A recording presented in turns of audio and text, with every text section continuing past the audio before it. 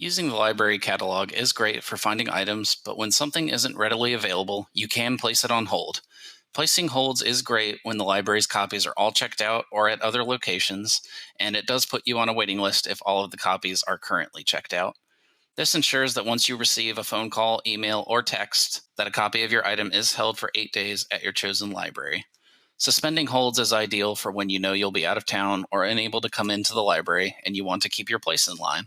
So, how do I place a hold? Well, if you already know that the copies are checked out, so for instance, here you'll see there's no copies available, you can simply click place hold. Or if you want to look more and see if this is something you want to look at, you can look at the summary here. And then you're going to hover over the select an action drop down menu and you'll select place holds. And if you're not logged in, you'll get a prompt to do so, but I'm already logged in. So I'm going to go ahead and select my branch. And then I would just select place holds. So that's two different ways that you can do that. You can check on the status of your holds in your account. I'll show you how to do that. You'll just simply scroll up and go to the My Account tab once you're logged in. And this pulls up all of your information, including your holds, which we're going to look at.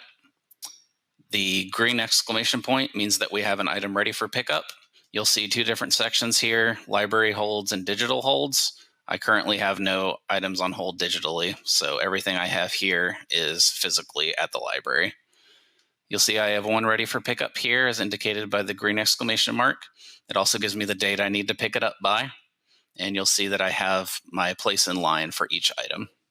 On this page, you can cancel your holds, you can change the pickup location, or you can suspend a hold. If you choose to cancel your hold, it will bring up a cancellation window. So we'll click on this one here and click cancel holds. It'll bring up a confirmation asking if you want to do it. So I'm going to go ahead and cancel that. You can also edit your pickup location. Just select whichever one you want to do. And I can change it to whichever library I want, but I'm going to keep it at Kempsville for now because that's where I want to get it. And if you wish to suspend your holds,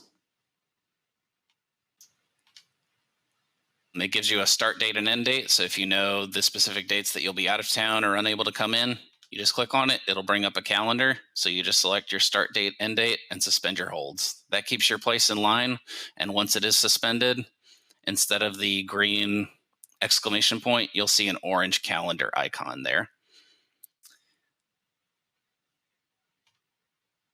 You can also sort your holds with this arrow icon. You can sort by descending or ascending order, and you can sort by the status, where you're picking it up, or when the hold expires, or your place in line, anything like that.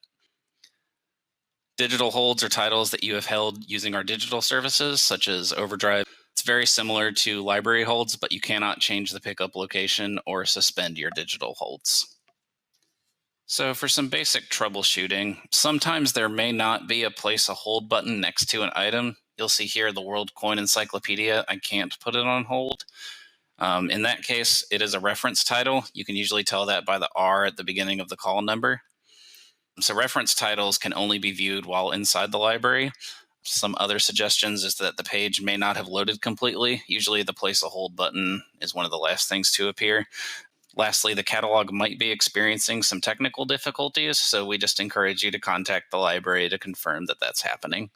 I'd like to thank you all for watching, and I hope you learned a lot about placing holds.